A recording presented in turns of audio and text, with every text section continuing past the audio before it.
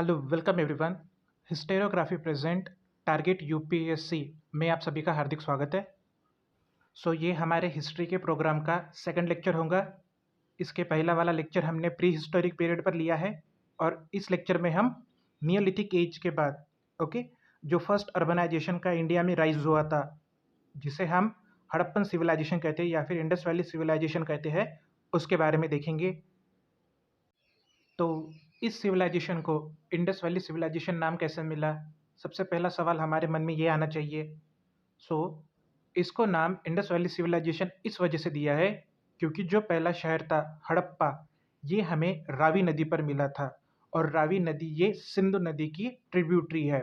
तो इसीलिए जो पेरेंट रिवर है, जो मेन रिवर है, उस रिवर पर ये जो सिविलाइजेशन बसी थी तो उसका नाम इंडस वैली सिविलाइजेशन ऐसे रखा गया। इस सिविलाइजेशन की एग्जैक्ट डेटिंग जो है उसके बारे में हमें पता नहीं है, बट हमें डिफरेंट सोर्सेस में डिफरेंट टाइम फ्रेम मिलता है। जो एक कॉमन टाइम फ्रेम है इस इंडस वैली सिविलाइजेशन को डिनोट करता है वो है 3300 टू 1300 बीसी। देन और स्टडी को सोफिस्टिकेटेड करने के लिए आर्कियोलॉजिस्टों ने इस इंडस वैली सिविलाइजेशन का जो टोटल पीरियड था उसको 3 पार्ट में डिवाइड किया, जिसमें जो अर्ली पार्ट था उसे प्री हड़प्पन भी कहा जाता है या फिर अर्ली फेज भी कहा जाता है। दूसरा जो मिडल फेज था उसे mature phase of Harappan civilisation भी कहा जाता है। और जो लास्ट था जहाँ पर इंडस वैली सिविलाइजेशन का एक्चुअली डिक्लाइन शुरू हुआ था उसे लेटर फेज कहा जाता है या फिर लेट फेज कहा जाता है या फिर उसको डिक्लाइनिंग फेज भी कहा जाता है। बेसिकली जो हमें दिखता है कि इंडस वैली सिविलाइजेशन ये एक टॉप अर्बनाइजेशन थी इन अवर एंशिएंट टाइम, तो वो बेसिकली मैच्योर फेज के बारे में ही बात करते हैं। और अगर दूसरी बात करूँ मैं कि मैच्योर फेज में इंडस वैली सिविलाइजेशन का बहुत से कंटेम्प्रेरी सिविलाइजेशन के साथ में ट्रेड होता था। तो वो जो कंटेम्प्रेरी सिविलाइजेशन थी उसमें एक तो टिग्रिस यूफ्रेट नदी पर की मेसोपोटामिया सिविलाइजेशन आती है, दूसरा नाइल नदी पर की इजिप्शियन सिविलाइजेशन आती है और तीसरा वांगवू नदी पर की चाइनीज सिविलाइजेशन आती है। ये तीनों civilisation, Chinese civilisation, Egyptian civilisation and Mesopotamian civilisation, ये तीनों भी कंटेम्प्रेरी है इंडिया की इंडस वैली सिविलाइजेशन को। बेसिकली हमें कुछ इन अदर सिविलाइजेशंस के मटेरियल मिले हैं। उनके करेंसी, फॉर एग्जांपल हम करेंसी ही कहेंगे, उनके सील्स कहेंगे जो एज अ ट्रेड के लिए वो बार्टर सिस्टम में यूज करते होंगे। तो वो हमें इंडस वैली सिविलाइजेशन में मिले हैं। उससे इतिहासकारों ने ऐसा तर्क लगाया है कि इन दो सभ्यताओं में इतिहास के एक समय में व्यापार होता होगा। नेक्स्ट, अगर हम बात करें इंडस वैली सिविलाइजेशन के ओरिजिन की, तो बेसिकली हमें ऐसे कोई भी सब्सटेंशियल एविडेंस नहीं मिले जिससे कि हम ऐसे स्ट्रॉन्ग कंक्लूजन पर पहुंच सके कि these are the way through which Harappan civilisation emerge. तो हड़प्पन कल्चर के इमरजेंस के हमें ऐसे कोई भी सब्सटेंशियल एविडेंस नहीं मिले हैं। जो भी इम्पोर्टेंट आर्कियोलॉजिस्ट और या फिर हिस्टोरियंस थे उन्होंने ऐसा कहा है कि बेसिकली जो हड़प्पन पीपल थे वो pre Harappan indigenous village culture जो था, जैसे मैंने कहा था ना आपको कि नियोलिथिक पे से फिर चाकोलिथिक आएगा, तो कुछ इतिहासकारों का ऐसा मानना है कि चाकोलिथिक एज में ही वो इवॉल्व होकर उन्होंने वहाँ पे सेटलमेंट्स एस्टेब्लिश की और एक शहर मतलब अर्बनाइजेशन कर दिया उस एरिया को। तो वही आगे चलकर इंडस वैली सिविलाइजेशन में ट्रांसफॉर्म हुआ।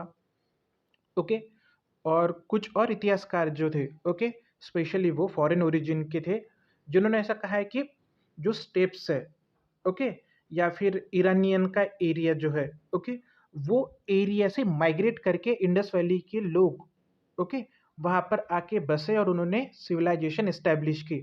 तो ये तो उनका एक तर्क था जो उन्होंने दिया था, बट ड्यूरिंग लेटर टाइम जब हमने राखी गढ़ी जो सबसे लेटेस्ट मिली हमें साइट है वहाँ पर एक्सकेवेशन किया तो वहाँ पर हमें एक वुमन स्केलेटन मिला जिसकी डीएनए स्टडी में हमें यह मिलता है कि इंडस वैली पीपल जो है वो इंडिजीनियस ही है। उनका एक्चुअली इंडिजीनियस कहने से अच्छा कहेंगे हम कि उनका एक इंडिपेंडेंट ओरिजिन है। जब उनके डीएनए मैच करके देखा उस वक्त के कंटेम्प्रेरी सिविलाइजेशन में तो डीएनए में मैचिंग नहीं मिल रही थी, इसका ही मतलब क्या कि जो डीएनए सैंपल्स हमें राखी गढ़ी में से मिले हैं वो एक इंडिपेंडेंट ओरिजिन को दर्शाते हैं। इसका मतलब कि इंडस वैली सिविलाइजेशन जो कि इंडिया में एस्टेब्लिश हुई थी सिंधु नदी पर, they okay that culture has its independent origin. Okay, so no from no previous civilization did they migrate to India. Okay, अगर ऐसा पूछा गया कभी तो याद रखना। नेक्स्ट, अगर मैं जियोग्राफिकल एक्सटेंट की बात करूँ तो ये इंडस वैली सिविलाइजेशन इंडिया का नॉर्थ वेस्टर्न पार्ट ही कवर करता है। ओके, जो जहाँ से सिंधु नदी बहती है। ओके, बेसिकली सिंधु नदी का जो भी पूरा एरिया है वहाँ पर ये सिविलाइजेशन ओके स्कैटर्ड हमें दिखती है। ओके, सो हमने नियोलिथिक के एंड में देखा था कि अब सेडेंट्री लिविंग शुरू होगा, मतलब वहाँ पे विलेज एस्टेब्लिशमेंट सेटलमेंट शुरू होगा। ओके, विलेज कहाँ पर सेटल होंगे? जहाँ पर उनकी फार्म फील्ड होंगी, मतलब जहाँ पर वो खेती कर रहे हैं। खेती के बाद बाहर बाजू में ही वो अपने घर बसाएंगे, शहर बसाएंगे। तो बेसिकली जहाँ पर फार्मिंग हो रही है वहाँ पर उन्होंने एस्टेब्लिशमेंट ओके सेटलमेंट बसाना शुरू कर दिया। ओके, घर बनाने शुरू कर दिए। तो देखो, नदी है, नदी का पानी किस लिए चाहिए हमें? खेती के लिए। ओके, बाद में खेती को हमें केयर भी करना पड़ेगा, तो उसके लिए हमें खेती के पास ही रहना पड़ेगा। मतलब सेटलमेंट कहाँ पर होंगे? अभी नदी के पास। इसीलिए हमें पूरी की पूरी इंडस वैली सिविलाइजेशन ये कहाँ पर स्कैटर दिखती है? Along the Indus and its tributaries. Okay, अगर मेजरली बात करूँ मैं तो Punjab, Sindh, Baluchistan, Gujarat, Rajasthan and some part of western UP. Okay, यहाँ पर हमें इंडस वैली सिविलाइजेशंस के डिफरेंट साइट स्कैटर्ड दिखती है। ओके, अगर मैं चारों दिशाओं का इनका एक्सटेंट बताऊँ तो नॉर्दर्न मोस्ट साइट जो है इंडस वैली सिविलाइजेशन की वो आपको जम्मू में मिलती है, मांडा करके नाम है उसका। अगर सदर्न मोस्ट साइट कहूँ इंडस वैली सिविलाइजेशन की तो वो है दाइमाबाद। ओके, और ईस्टर्न मोस्ट कहूँ मैं तो वो है आपका वेस्टर्न यूपी का आलमगीरपुर। एंड वेस्टर्न मोस्ट कहूँ ओके एकदम वेस्ट में तो वो है आपका सुख्ता गेंदौर इन बलूचिस्तान। ओके, तो ये थे ईस्ट वेस्ट नॉर्थ साउथ वाले। ओके, नेक्स्ट कुछ इंपॉर्टेंट साइट जो कि पाकिस्तान में है वो है Harappa, Mohenjodaro, Chanhudaro. Okay, and next important site in India okay जो है वो है लोथल, उसके बाद रंगपुर, सुरकोतड़ा, कालीबंगन, बानवली एंड आलमगीरपुर। ओके, तो ये नीचे मैप, और मैप में आप क्लियरली देख सकते हो okay early phase, mature phase and declining phase. But ये तीनों फेज में एक चीज कॉमन है, वो क्या है कि जो सेटलमेंट है, जो भी मेजर सिटीज है, शहर है ओके इंडस वैली सिविलाइजेशन के, वो आपको नदी के पास ही दिखेंगे। मतलब क्या कि वो लोग जो होंगे वो एग्रीकल्चर प्रैक्टिस कर रहे होंगे। ओके, और एग्रीकल्चर प्रैक्टिस करने के वक्त उन्हें एग्रीकल्चर का केयर भी करना होगा। तो बेसिकली वो उनके सेटलमेंट वही एस्टेब्लिश करेंगे जहाँ पर उनकी एग्रीकल्चरल लैंड है। तो इसीलिए हमें सब सेटलमेंट ये अलोंग दी इंडस रिवर दिखते हैं। उसी वजह से ये जो सिविलाइजेशन ओके जिसकी डिस्कवरी हुई थी उसका नाम इंडस वैली सिविलाइजेशन ओके जो सिंधु नदी है ओके उस पर से रखा गया था। नेक्स्ट, अगर हम कैरेक्टरिस्टिक्स की बात करें तो उसमें हमें सबसे पहला जो फीचर दिखता है वो है सिटी में डिवीजन। बेसिकली हड़प्पन सिविलाइजेशन में टाउन की प्लानिंग उन्होंने एक डिवीजन के बेसिस पर की थी। ओके, जिसमें दो पार्ट प्रोमिनेंट थे। एक जो था वो अपरेज्ड प्लेटफॉर्म पर था और दूसरा जो था वो ग्राउंड प्लेटफॉर्म पर था। जो अपरेज्ड प्लेटफॉर्म था ओके जो बेसिकली वेस्टर्न साइड में था टाउन के, उसे सिटाडेल भी कहा जाता था, जैसे कि हम किला भी कह सकते हैं। ओके, तो बेसिकली जो भी इम्पोर्टेंट बिल्डिंग्स थी ओके एक सोशली पब्लिक लाइफ के मद्देनज़र वो सब के सब हमें कहाँ पर दिखते हैं? तो सिटाडेल में दिखते हैं। फॉर एग्जांपल अगर बताऊँ मैं तो जैसे मार्केट एरिया हो जाए या फिर कोई रूलर हो सकता है उस वक्त, उनके हाउसेस हो जाए या फिर कोई वर्कशॉप कहो आप या फिर ग्रेनरी कहो ओके जहाँ पर आप सब ग्रेन स्टोर्स करोगे ओके या फिर आर्मरी भी कह सकते हैं हम। सो ये सब जो इम्पोर्टेंट पब्लिक बिल्डिंग है वो हमें कहाँ पर मिलती है? तो सिटाडेल में मिलती है। नेक्स्ट, जो कि लोअर पार्ट है ईस्टर्न साइड में टाउन के, वहाँ पर हमें सब कॉमन हाउसेस मिले हैं। अब ये कॉमन क्यों कहा गया है? क्योंकि जितने भी हाउसेस मिले हैं वो एक सेम पैटर्न फॉलो करते हैं। मीन्स ओके, उनका जो आर्किटेक्चरल ओके स्पेसिफिकेशन है वो सिमिलर है हर हाउस में। ओके, वो देखेंगे ही हम आगे। तो बेसिकली वो शायद से कॉमन लोगों के हाउसेस होंगे, ऐसे आर्कियोलॉजिस्टों का मानना है। ओके, तो ये बेसिकली डिवीजन हमें दिखता है टाउन प्लानिंग में हड़प्पन सिविलाइजेशन के, जो किस चीज को दर्शाता है? जो इनइक्वालिटी को दर्शाता है। इनइक्वालिटी मतलब अब यह हम चीज कह सकते हैं कि सोसाइटी में डिवीजन होना शुरू हो गया है। जो भी कॉमन वर्कर है, ओके, जो भी daily wages, means daily wages कहेंगे हम, जो भी रफ वर्क या फिर फार्म वर्क से ओके जुड़े हुए हैं, वो सब लोग टाउन के लोअर पार्ट में रहते थे। और जो भी इम्पोर्टेंट लोग होंगे, शायद से मर्चेंट, ओके, एडमिनिस्ट्रेटर या फिर रूलर, ओके, या फिर पंडित, वो सब सिटी के वेस्टर्न मोस्ट पार्ट या फिर उसे हम कहेंगे सिटाडेल में रहते थे। ओके, तो ये हमें इनइक्वालिटी जो है वो हड़प्पन सिविलाइजेशन में आई हुई नजर आती है। नेक्स्ट, अगर हम स्ट्रीट्स की बात करें, ओके, तो जो स्ट्रीट्स है हड़प्पन सिविलाइजेशन में, जब हमने एक्सकैवेशन किया तो हमें पता चला कि जो स्ट्रीट्स है वो ग्रिड पैटर्न फॉलो करते हैं। जैसे आप इस फिगर में देख सकते हो, grid patterns means the streets are cutting to each other at 90 degree angle basically. Okay, वो 90 डिग्री में एक दूसरे को कट कर रहे हैं, मतलब राइट एंगल फॉर्म कर रहे हैं। आज के अगर मॉडर्न डेट में मैं कहूँ तो सिंपली ऑक्सफोर्ड के सर्कल के जैसे, बेसिकली ऑक्सफोर्ड के सर्कल के बहुत हजार साल पहले, मतलब ओके, हड़प्पन सिविलाइजेशन होकी गई है। तो उन लोगों का आप समझो मेजरमेंट, ओके, मतलब मेजरमेंट में वो कैसे उन्होंने मास्टरी की थी। ओके, क्योंकि without accurate measurement you cannot cut a piece into a right angle, okay, properly. तो उनको मैथमेटिकल नॉलेज आ गया है, ये हम इस पर से बोल सकते हैं। Okay, then next important feature was drainage system. Okay, जो एवरी हाउस हमें मिला है ओके हड़प्पन सिविलाइजेशन में, मतलब ये हर साइट में कॉमन है। ओके, ना सिर्फ मैं मोहनजोदड़ो की बात कर रहा हूँ बल्कि हड़प्पा, धौलावीरा, ओके, चनुदारो, सुरकोतड़ा, हर जगह पे जहाँ पर एक्सकैवेशन हुआ है वहाँ पे हमें एक कॉमन फीचर मिला है, वो है ड्रेनेज सिस्टम।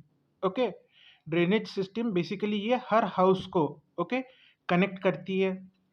ओके, जिनका वेस्ट हो या फिर सीवेज हो वो उसके थ्रू ड्रेन करके सिटी के बाहर जाता होगा। ओके, फॉर एग्जांपल हम ऐसा पकड़ेंगे कि सिटी के बाहर वो उसे डंप करते होंगे, ओके, किसी डंपिंग एरिया में। बट ड्रेनेज सिस्टम होना ही इम्पोर्टेंट नहीं है। ड्रेनेज सिस्टम ये क्यों इम्पोर्टेंट है हड़प्पन सिविलाइजेशन का? याद रखो, क्योंकि ड्रेनेज सिस्टम के पर्टिकुलर इंटरवल में हमें सेप्टिक वॉल दिखते हैं। ओके, या फिर हम इसे सेफ्टी वॉल कहेंगे। अब ये सेफ्टी वॉल क्यों? क्योंकि याद रखो, जो ड्रेनेज है ओके, जो ड्रेनेज मतलब नालियाँ है, वो कभी कभार चॉकअप होती होंगी। तो ऐसी नालियाँ चॉकअप होने के बाद उनका चॉकअप ओपन करने के लिए हमें पर्टिकुलर इंटरवल में वहाँ पे सेफ्टी वॉल रखने पड़ेंगे। क्योंकि याद रखो, ड्रेनेज है मतलब वो ओपन ड्रेनेज नहीं था, वो कवर्ड ड्रेनेज था। ओके, वो ब्रिक ब्रिक ओके ब्रिक्स से बना हुआ, ओके, मोर्टार से उसको चिपकाया गया हुआ एक प्रॉपर ड्रेनेज का सिस्टम था। ओके, जो कि कवर था। अभी ये टोटल कवर ड्रेनेज सिस्टम में अगर कहीं चॉकअप आ गया तो उसे सॉल्व कैसे करें? तो इसके लिए उनके द्वारा पर्टिकुलर इंटरवल पर सेफ्टिक ओके वॉल रखे गए ताकि उसे ओपन करने के बाद वो ड्रेनेज को क्लियर कर सके। मतलब आप देखो उनकी मैनेजमेंट, ओके, उन्होंने फ्यूचर का भी ध्यान रखकर उस तरह से ड्रेनेज सिस्टम को उन्होंने डिजाइन किया। ओके, इससे हमें उनका आर्किटेक्चरल नॉलेज भी समझ रहा है। ओके, और यही नहीं, दूसरी इंपॉर्टेंट चीज, अगर ड्रेनेज सिस्टम है तो ड्रेनेज सिस्टम पर कोई ना कोई तो भी अथॉरिटी लुकआउट करती होंगी ही, किसी ना किसी अथॉरिटी को, ओके, या फिर किसी ना किसी ऑफिसर को ये जवाबदारी दी होंगी ना कि तुम ड्रेनेज सिस्टम का वर्किंग देखोगे, वो प्रॉपर वर्क कर रहा है कि नहीं, कहीं खराब है कि नहीं, कहीं पर चौकअप है कि नहीं। मतलब एक अथॉरिटी है। हम इससे यह भी कह सकते हैं कि उस वक्त शायद से म्यूनिसिपल कॉरपोरेशन का कुछ कंसेप्ट रहा होगा। क्योंकि देखो, एक प्रॉपर आपको कोई सिस्टम चाहिए होती है कोई चीज़ रन करने के लिए। अगर ड्रेनेज सिस्टम है तो ड्रेनेज सिस्टम के मैनेजमेंट के लिए, सॉरी, मेंटेनेंस के लिए हमें कोई ना कोई स्टाफ लगेगा। वो स्टाफ को मैनेज करने के लिए कोई ना कोई हमें अथॉरिटी लगेगी। तो वो अथॉरिटी किसी ना किसी एडमिनिस्ट्रेशन का पार्ट होगा। तो देखो, ये आप कनेक्ट कीजिए क्रोनोलॉजी कि शायद से हड़प्पन सिविलाइजेशन में हमें अथॉरिटी होंगी। उन अथॉरिटी को अलग अलग पोर्टफोलियो दिए होंगे और उन पोर्टफोलियो में उनके अंदर मल्टीपल वर्कर काम करते होंगे।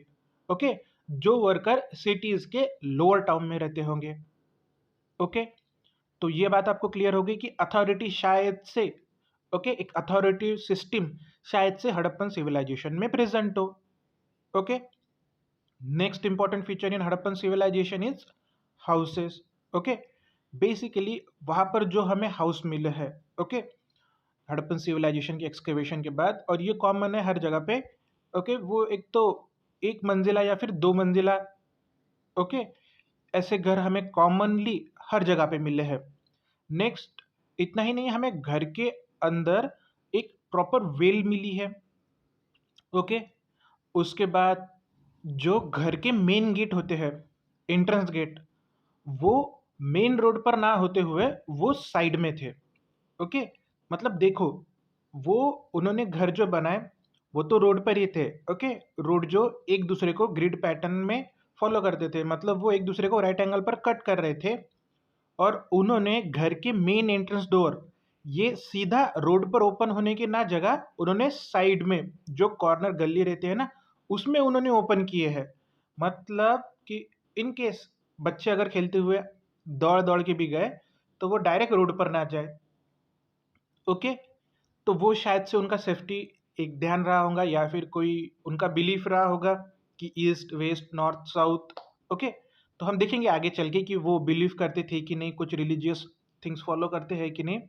तो बेसिकली उनका जो हाउस था, ओके, वो हाउस जो बनाए थे उन्होंने, तो वो बर्न्ड ब्रिक से बनाए थे। याद रखो, जो बिल्डिंग मटेरियल उन्होंने यूज किया था घर बनाने के लिए, तो उसमें बर्न्ड ब्रिक का इस्तेमाल किया, जली हुई ईंटों का इस्तेमाल किया। अब ये क्यों मैं इतना जोर दे रहा हूँ जली हुई ईंटों पर, क्योंकि याद रखो, ये वही टाइम है इंडस के कंटेम्प्रेरी सिविलाइजेशन, ओके, जैसे कि इजिप्ट हो या फिर मेसोपोटामिया हो, वो बेसिकली स्टोन या फिर मड ब्रिक्स यूज करते थे कंस्ट्रक्शन के लिए। मतलब जिस वक्त contemporary civilisation mud brick use कर रही है या फिर स्टोन यूज कर रहे हैं कंस्ट्रक्शन के लिए, उस वक्त इंडिया में बर्न ब्रिक्स का इस्तेमाल किया जा रहा था। ओके, और ऐसा ही नहीं, ऐसा भी नहीं कि मतलब बर्न ब्रिक इस्तेमाल कर रहे, ओके, वो एक प्रॉपर रेशियो फॉलो कर रहे थे 1:2:4 का। मतलब आप देखो कि उनके मैथमेटिकल स्किल कितने एनहांस हो रहे हैं। ओके, तो वो मेजरमेंट्स को प्रॉपर लेकर, ओके, उससे बिल्डिंग मटेरियल में प्रॉपर यूटिलाइज करने के बाद वो घर बना रहे हैं, कंस्ट्रक्ट कर रहे हैं। ओके, ये थे कैरेक्टरिस्टिक्स टाउन प्लानिंग के बारे में। अब नेक्स्ट जो हमें देखना है वो सोसाइटी में कौन से कैरेक्टरिस्टिक्स थे। ओके, सबसे इम्पोर्टेंट जो डिवीजन ऑफ सोसाइटी हमें दिखती है, ओके, वो हड़प्पा में क्लियरली विजिबल है। जैसे कि मैंने कहा कि टाउन को दो पार्ट्स में डिवाइड किया गया था, एक सिटाडेल एंड लोअर टाउन। तो बेसिकली वहाँ पर सिटाडेल में पुअर लेबर रहते होंगे, ओके, और जो अपर पार्ट था वहाँ पर कौन रहते होंगे, अर्बन सोसाइटी वाले पीपल। ओके, अर्बन सोसाइटी मतलब जैसे कि आज की अगर मैं बात करूँ तो वो मेट्रोपॉलिटिशियन एरिया और एक slum area for example. Okay, तो जो अपर पार्ट था बेसिकली वहाँ पर शायद से रिच मर्चेंट या फिर रूलर या फिर एडमिनिस्ट्रेटिव अथॉरिटी रहते होंगे। ओके, और जितने भी इंपॉर्टेंट पब्लिक हाउसेस है वो हमें कहाँ पर मिले हैं, तो सिटी के अपर मोस्ट पार्ट में, मतलब सिटाडेल में मिले हैं।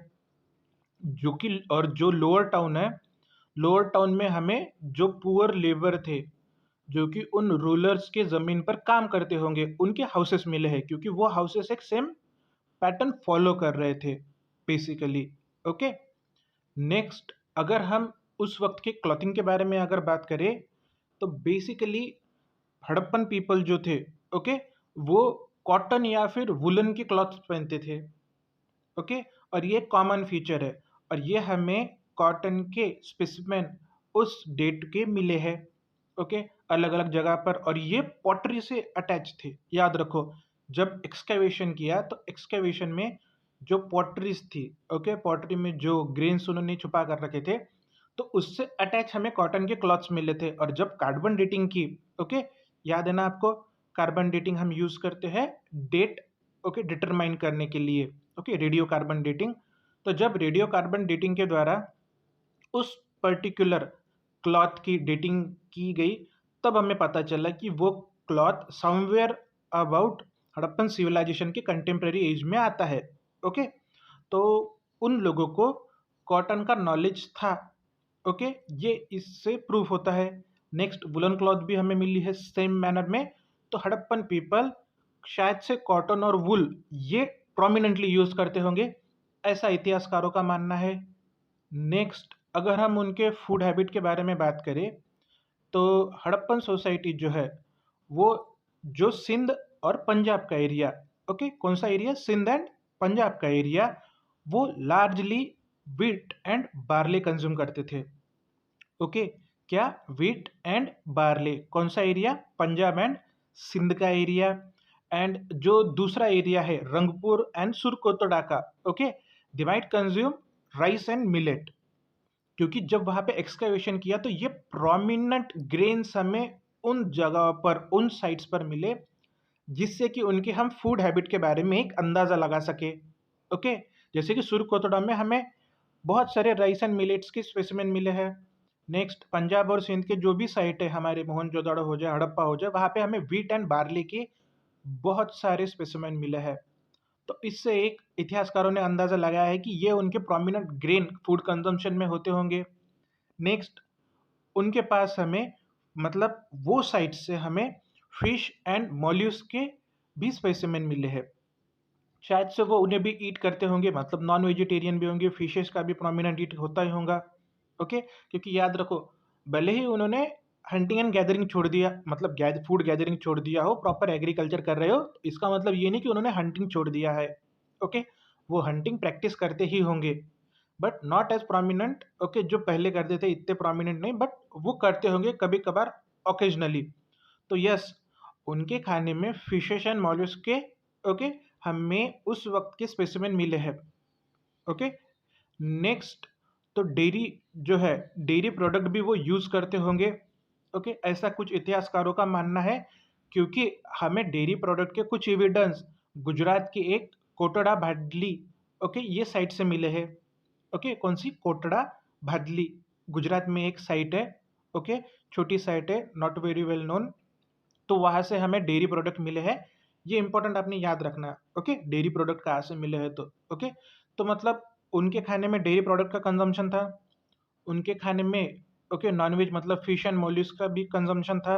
ओके, और भी मिले हैं, बट ये एक बता रहा हूँ मैं ऊपर ऊपर की मोटा मोटा। और ग्रेन्स में प्रोमिनेंटली वो wheat, barley, rice and millet, okay, इसका कंजम्पशन करते होंगे। सो ये हो गया उनके फूड हैबिट के बारे में। नेक्स्ट, अगर मैं बात करूँ रिलीजन की, तो देखो, Harappan civilisation forms the part of your proto history basically. तो अगर ये प्रोटो हिस्ट्री का पार्ट है, तो मतलब उनके प्रॉपर रिलीजियस बिलीफ के बारे में हमें पता नहीं। ओके, उनका प्रॉपर रिलीजियस बिलीफ क्या था ये हमें पता नहीं है। शायद से, ओके, वहाँ पर मिले हुए हमें सभी के सभी जो सील्स है या फिर जो मूर्तियाँ है, ओके, स्टैचू, सील्स, या फिर जो भी हमें विजिबल, ओके, जितने भी विजिबल एविडेंस मिले हैं, उस पर से इतिहासकारों ने ऐसा अंदाजा लगाया होगा, ओके, लगाया है कि शायद से हड़प्पन सिविलाइजेशन के लोग नेचुरल फोर्सेस को वर्शिप करते होंगे। Okay, natural forces like rain, water, air, okay, अग्नि हो जाए, चाहे ट्रीज हो जाए, पीपल की ट्री, हमें बहुत सारे पीपल के ट्री के सिंबल हमें बहुत सारे, ओके, सील्स पर मिले हैं। नेक्स्ट, एनिमल में हमें प्रोमिनेंट बुल भी मिला है। ओके, बुल के भी बहुत सारे हमें सील मिले हैं। ओके, नेक्स्ट, वो शायद से आइडल को भी मतलब पूजते होंगे, आइडल को पूजते होंगे। ये हम किससे कह रहे हैं? क्योंकि देखो, जितने भी इम्पोर्टेंट साइट्स है मैच्योर हड़प्पन स्टेज के एंड लेट हड़प्पन स्टेज के, सभी स्टेज में हमें एक प्रोमिनेंट स्टैचू मिला है जो है मदर गॉडेस का। कोई भी साइट हो वो, ओके, हड़प्पन सिविलाइजेशन की उन सब साइट्स में हमें मदर गॉडेस के स्टैचू मिले हैं। इससे ओके, मदर गॉडेस उस स्टैचू को नाम दिया गया है। ओके, वो एक फीमेल स्टैचू है जो कि कुछ ऐसे वोर नेकलेस वगैरह वोर किए हुए ओके दिखता है। तो शायद से उस स्टैचू को वो वर्शिप करते होंगे। ओके, ऐसे कुछ इतिहासकारों का मानना है। नेक्स्ट हमें फलिक और लिंगम के भी सिंबल मिले हैं वहाँ पे। ओके, लिंग और फलिक के भी सिंबल मिले हैं कहाँ पर? इंडस वैली सिविलाइजेशन में। नेक्स्ट हमें एक पशुपति योगी की सील मिली है। किनकी? पशुपति योगी। इनकी सील एक योगिक पोस्चर में बैठे हुए ओके, एक सेंट की, जैसे आप इस पिक्चर में देख सकते हो, हमें एक सील मिला है। ओके, और उस सील में ये इंपॉर्टेंट है कि उनको जो सराउंड किया है 4 एनिमल्स ने ऊपर के साइड में। ओके, वो इंपॉर्टेंट है कि वो कौन से है। उसके बाद में उनके बेस में भी जो एनिमल है ओके, वो कौन से एनिमल है, ये आप याद रखो। पूछेंगे तो नहीं है अभी यूपीएससी में, बट आपको याद होना चाहिए कि वो कौन से सिंबल ओके, कौन से जानवर है, जैसे कि गेंडा हो जाए ओके, बुल हो जाए okay, rhinoceros, elephant, okay, rhinoceros, bull okay, elephant and tiger, ये हमें क्लियरली दिखते हैं। और नीचे उनके पैर के पास ओके एंटीलोप दिखता है। ओके, तो ये जानवर है जो हमें उस ओके पशुपति सील में दिखते हैं। ओके, याद रखना, यूपीएससी में तो भी नहीं, बट बाकी के एग्जाम में अगर पूछा जाए तो पूछा जा सकता है। तो मोटा मोटा बात अगर कहूँ मैं, तो प्रॉपर रिलीजियस बिलीफ क्या थे हड़प्पन सिविलाइजेशन के, इसके बारे में हमें नॉलेज नहीं है। बट शायद से वो नेचर को वर्शिप करते होंगे, आइडल वर्शिप करते होंगे। ओके, क्योंकि जो भी हमें आइडल मिले हैं उस वक्त के, चाहे लिंग हो जाए, फलक हो जाए ओके, मदर गॉडेस की मूर्ति हो जाए या फिर पशुपति सील हो जाए ओके, तो उस पर से ये आर्कियोलॉजिस्टों ने, इतिहासकारों ने एक अंदाज़ा लगाया है। ओके, नेक्स्ट अगर मैं उनकी लैंग्वेज और स्क्रिप्ट के बारे में बात करूँ, ओके, हड़प्पन सिविलाइजेशन की स्क्रिप्ट और लैंग्वेज के बारे में बात करें, तो वो टिल डेट वो अननोन है। बेसिकली वो अभी तक डिकोड हुई नहीं है। ओके, हड़प्पन सिविलाइजेशन के जो लोग थे वो pictorial okay, pictorial script use करते थे। मतलब आप देखो, इस स्क्रिप्ट में आप देख सकते हो कि जो भी लिखा है उन्होंने, वो एज अ पिक्चर ओके उन्होंने ड्रॉ किया है या फिर सिंबल में उन्होंने डिनोट किया है। और एक इम्पॉर्टेंट चीज़ आप याद रखो, जब भी कोई लैंग्वेज को डिकोड करना होता है तो उस लैंग्वेज के बारे में या फिर उस लैंग्वेज का हमें सफिशिएंट लिटरेरी सोर्स या फिर सफिशिएंट लिटरेरी ओके सब्जेक्ट होने चाहिए। ओके, तो हमें जो भी पिक्चोरियल सिंबल मिले हैं, जो भी पिक्टोरियल लैंग्वेज मिली है हड़प्पन सिविलाइजेशन की, वो इनफ नहीं है ओके डिकोड करने के लिए। इसीलिए देखो, जैसे कि रूजोवेल्ट स्टोन हमें मिला है ओके, रोजाटा स्टोन मिला है इजिप्ट सिविलाइजेशन का ओके, जिसकी वजह से इजिप्शियन लैंग्वेज को हमें डिकोड करने में आसानी गई, बेसिकली आर्कियोलॉजिस्टों को। तो उस तरह का एक रोजल्ट स्टोन हमें यहाँ पर नहीं मिला है हड़प्पन सिविलाइजेशन का। अगर वो मिल जाए तो शायद से कहीं जाकर हड़प्पन सिविलाइजेशन की लैंग्वेज हम ओके डिकोड कर सके बेसिकली। तो तब तक तो ये लैंग्वेज तो अनडिकोडेड ही है। सिर्फ इतना कंफर्म है कि ये जो लैंग्वेज है ये पिक्टोरियल लैंग्वेज है जिसमें बहुत से सिंबल प्रोमिनेंट है, जैसे कि फिश हो जाए, बर्ड हो जाए ओके, ह्यूमन हो जाए ओके, ये सिंबल कॉमनली हमें ऑकर करते हैं। ओके, सेकंड अगर बात की जाए, तो हड़प्पन सिविलाइजेशन की जो स्क्रिप्ट है वो from right to left and then on next line from left to right ऐसे अल्टरनेटिवली लिखी हुई है। ऐसा इतिहासकारों का मानना है, मतलब ऐसा आर्कियोलॉजिस्टों का मानना है कि ये जो लैंग्वेज है इसको फर्स्ट लाइन में from right to left and then next line पर फ्रॉम लेफ्ट टू राइट इस तरह से कुछ लिखा गया होगा। ओके, तो शायद से ये भी एक यूनिक फीचर है हड़प्पन सिविलाइजेशन का। ओके, बट ये कंफर्म नहीं है क्योंकि अभी तक वो लैंग्वेज डिकोड की गई नहीं है। ओके, एंड नेक्स्ट जो इम्पोर्टेंट चीज़ है कि हड़प्पन की स्क्रिप्ट जो है वो हमें 1700 BCE के आगे ओके डिसिफर्ड ओके डिसअपियर्ड हुई हुई दिखती है। ओके, वो उसके बाद हमें कौन सी भी जगह पर इंडिया में अपीयर हुई हुई नहीं दिखती। ओके, आने वाले नेक्स्ट सिविलाइजेशन में इसका पर्कुलेशन हुआ हुआ हमें नहीं दिखता है। ओके, क्योंकि इसके बाद हड़प्पन सिविलाइजेशन के बाद जो इंडिया में प्रोमिनेंटली अपीयर होंगी नेक्स्ट, ओके, सिविलाइजेशन, मतलब सिविलाइजेशन से ऐसा कहेंगे हम, नेक्स्ट जो एज आएगा वो है आपका वैदिक एज। तो वैदिक एज में तो जैसे हमें पता है कि Sanskrit as a language emerge होंगी, तो जो हड़प्पन स्क्रिप्ट है वो यहाँ से डिसिफर्ड, ओके, डिसअपियर्ड हो गई।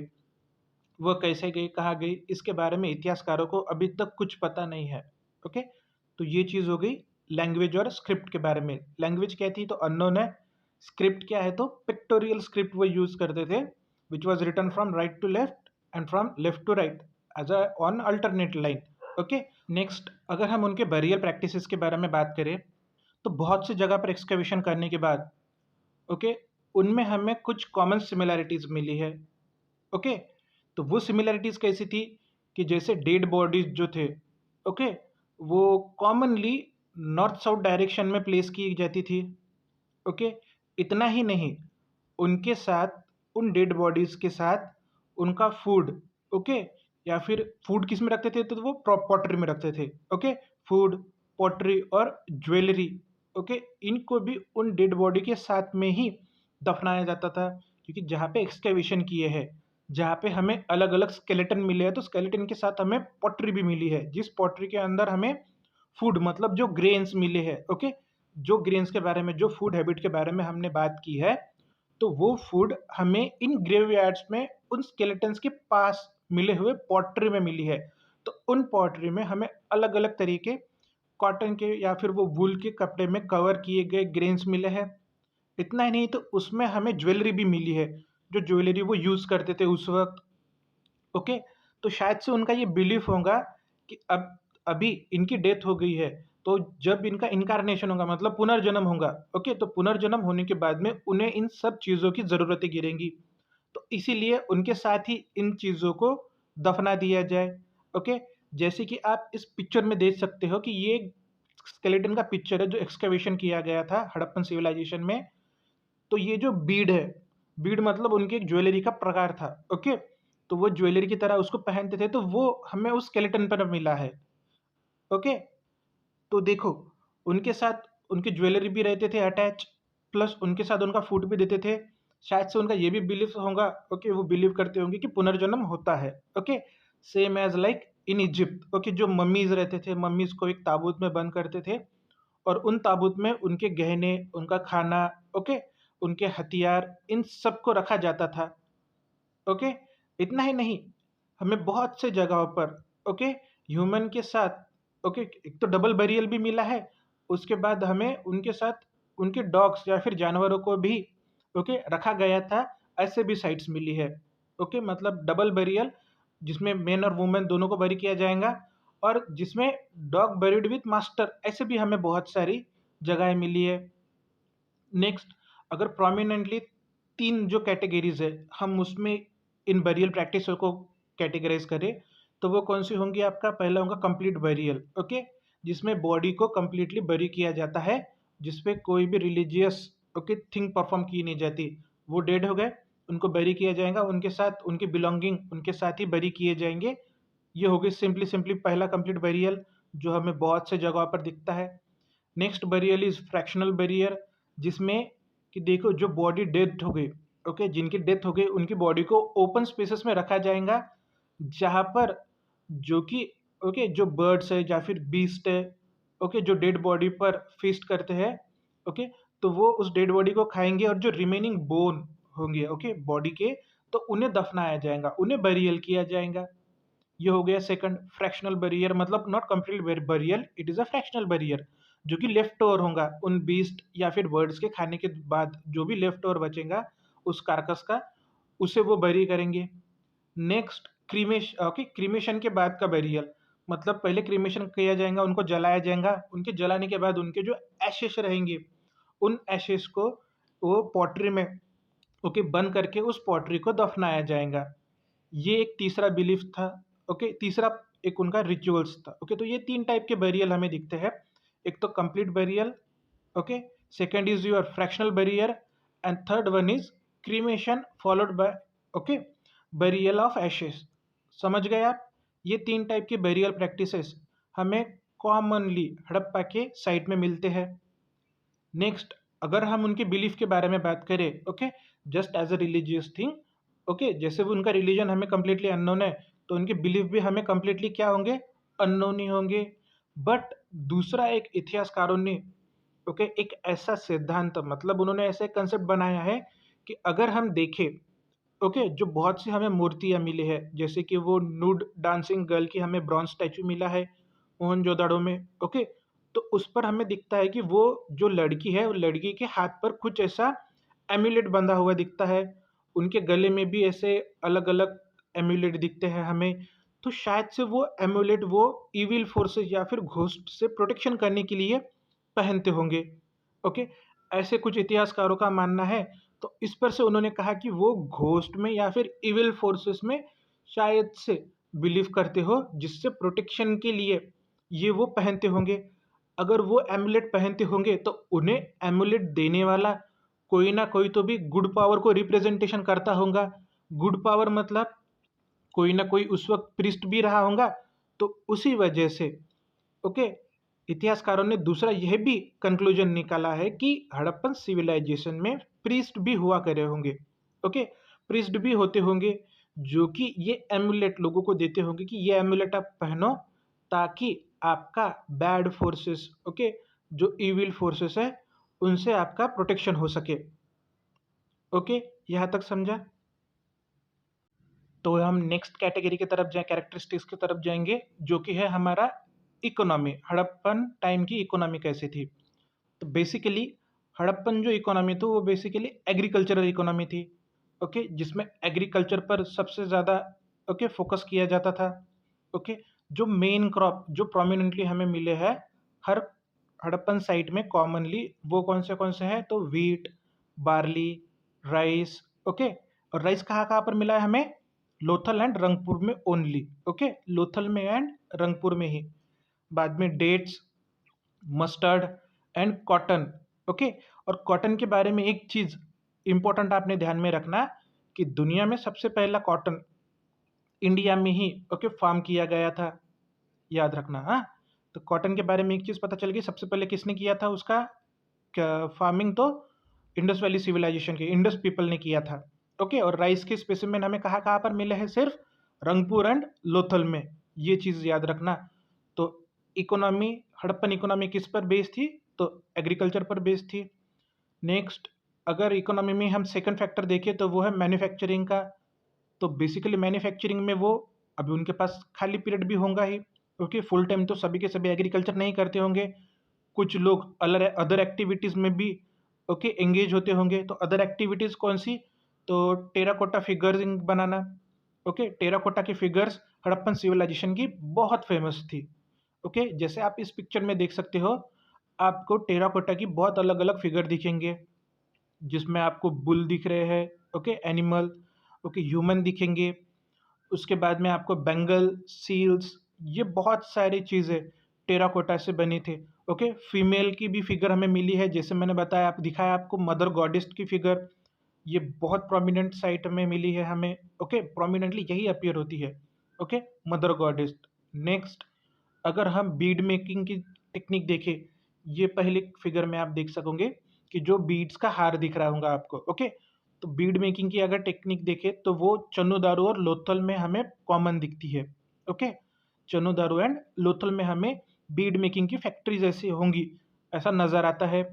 बाद में ज्वेलरी में हम देखें अगर, तो गोल्ड एंड सिल्वर भी हमें मिला है, ओके। तो गोल्ड एंड सिल्वर मिला है, तो मतलब नेकलेस बनाने की भी टेक्निक उन्होंने ईजाद की थी, क्योंकि नेकलेस की ही ओके तरह हमें गोल्ड एंड सिल्वर के स्पेसिमेन मिले हैं, ओके। तो जो नेकलेस का पार्ट होते होंगे, जिसमें सेमी प्रीशियस स्टोन भी हमें मिले हैं अटैच्ड इन, ओके, उसमें ही सेमी प्रीशियस स्टोन हमें अटैच मिले हैं। ज्वेलरी के ही बारे में एक चीज़ इंपॉर्टेंट याद रखना, ओके, कि सिल्वर का यूज़ करने वाले हड़प्पन दुनिया में पहले थे, ओके। कॉटन एंड सिल्वर का यूज़ करने वाले हड़प्पन या फिर इंडस पीपल दुनिया में पहले ही थे सिविलाइजेशन, ओके। नेक्स्ट, अगर हम मेटल यूज़ की बात करेंगे तो हड़प्पा में ओके हमें आयरन का यूज़ बहुत ही कम, मतलब नहीं के मुताबिक ही दिखता है। जो मेटल कॉमनली उन्होंने यूज़ किए हैं उसमें हमें कॉपर दिखता है, bronze, silver and gold. Okay, next अगर हम ट्रेड के बारे में बात करें तो हड़प्पन पीपल का उनके कंटेम्प्रेरी सिविलाइजेशन के साथ अच्छा खासा ट्रेड होता होगा, इसके हमें सबूत मिले हैं। ओके, फॉर एग्जांपल हमें हड़प्पन सील ओके हड़प्पा में मेसोपोटामियन सील भी मिली है। ओके, हड़प्पन सिविलाइजेशन में मोहनजोदड़ो में जब एक्सकेवेशन हुआ ओके तो वहाँ पर हमें एक सिलेंड्रिकल सील मिली है, जैसे कि इस पिक्चर में आप देख सकते हो, जो कि मेसोपोटामियन सिलेंड्रिकल सील है। ओके, तो इससे यह अंदाज़ा हो गया कि उन लोगों का ओके कम्युनिकेशन था, they were very well aware of each other. Okay, उनका ट्रेड भी होता होगा। नेक्स्ट, ट्रेड का जरिया ओके भले ही सील का एक्सचेंज हुआ हो और शायद से बार्टर भी रहा होगा, ऐसा इतिहासकारों का मानना है। अब बार्टर सिस्टम में क्या होता है, तो बार्टर सिस्टम में जो एक्सचेंज होता है ओके वो मटेरियल एक्सचेंज होता है, ना कि करेंसी का एक्सचेंज। मटेरियल फॉर एग्जांपल, एक साइड पे एक पार्टी है वो आप गेहूं बेचना चाहती है और दूसरे साइड में दूसरी पार्टी है वो राइस बेचना चाहती है। तो ये दो लोग ओके कुछ प्रोपोर्शन डिसाइड करेंगे और उसके accordingly rice and wheat okay गेहूं एंड राइस का एक्सचेंज करेंगे। बेसिकली उसे कहेंगे हम मटेरियल एक्सचेंज। तो ये जो एक्सचेंज हुआ है इसे कहेंगे हम बार्टर सिस्टम। तो ये barter system commonly okay trade में यूज होता होगा, ऐसा कुछ इतिहासकारों का मानना है। नेक्स्ट, अगर हम इंपोर्टेड एंड एक्सपोर्टेड आइटम की बात करें तो उसमें कॉमन एक्सपोर्ट जो इंडिया से होता होगा उसमें हमें दिखता है teak, amazonite, slate, lead and copper. Okay, copper जो है ओके वो बलूचिस्तान और राजस्थान के एरिया से होता होगा एक्सपोर्ट। स्लेट जो है वो कंगरा वैली से एक्सपोर्ट होता होगा। लीड जो है वो कश्मीर एंड साउथ इंडिया से एक्सपोर्ट होता होगा और टीक जो है वो गुजरात से एक्सपोर्ट होता होगा, ऐसा इतिहासकारों का एक अंदाज़ा है। नेक्स्ट, जो इम्पोर्टेड आइटम में जो इंडिया में इंपोर्ट होते थे उसमें सेंट्रल एशिया से जेड को इंपोर्ट किया जाता था। नेक्स्ट, खुरासन से टॉर्कोइस को एक्सपोर्ट किया जाता था। उसके बाद लैपिस लाजुली, उसके बाद गोल्ड, सिल्वर, टीन ओके ये अफगानिस्तान से एक्सपोर्ट किया जाता था, सॉरी इंपोर्ट किया जाता था। ओके, नेक्स्ट जो है स्टीटाइट जो है उसे ईरान से इंपोर्ट किया जाता था। अभी ये इंपोर्ट एक्सपोर्ट जो ट्रेड हो रहा है ये मैरीटाइम रूट के थ्रू हो रहा है। ओके, अब ये मैरीटाइम रूट था, मैरीटाइम ट्रेड प्रेजेंट था, ये हमें कैसे पता चला है, तो लोथल में हमें एक आर्टिफिशियल डॉकयार्ड मिला है। ओके, याद रखो डिफरेंस होता है नेचुरल डॉकयार्ड में एंड आर्टिफिशियल डॉकयार्ड में। तो लोथल में जब एक्सकेवेशन हुआ तो हमें एक बहुत बड़ी ऐसी साइट मिली है जो एक आर्टिफिशियल डॉकयार्ड को रिप्रेजेंट करती है। मतलब वहाँ तक वो शिप बोट जो भी होगा वो आएगा ओके पार्क होगा, मटेरियल को अनलोड करेगा, वहाँ से मटेरियल लोड करके दूसरी जगह पर वो उसे ट्रांसपोर्ट करेगा। तो बेसिकली हमें developed port, well developed port, artificial dockyard कहाँ पर मिलता है, तो इस पिक्चर में आप देख सकते हो एक उन्होंने पिक्टोरियल रिप्रेजेंटेशन निकाला है। ओके, ये है आपका लोथल का। ओके, तो वहीं पर हमें एक स्टोरेज हाउस भी दिखता है बहुत बड़ा, ग्रीनरी ओके जहाँ पे इंपोर्टेड एक्सपोर्टेड वस्तुओं को स्टोर किया जाता होगा।